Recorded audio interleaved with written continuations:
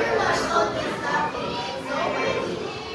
Although we didn't have much, we smelled the delicious food of our dozen neighbors every day. It filled us with joy as we too were feasting. Enter neighbor, looking young. Look at them, laughing and growing healthier every day, while my children grow weaker. It's not fair!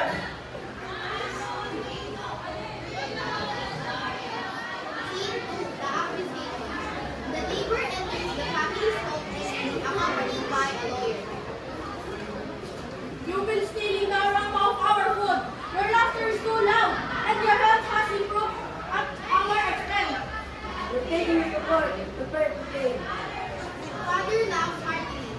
Paper the aroma will this will be interesting. Scene 3, the courtroom. The court scene. The judge sits at the desk. Father and neighbor stand before him. The narrator watches from the side. Neighbors, take your oath. This man and this family have stolen the aroma of our food. They become healthy from it. While we have grown weak, we demand payment. What do you say, Father? Your Honor, we enjoy the aroma. It's true, but the offense is not intangible. How do we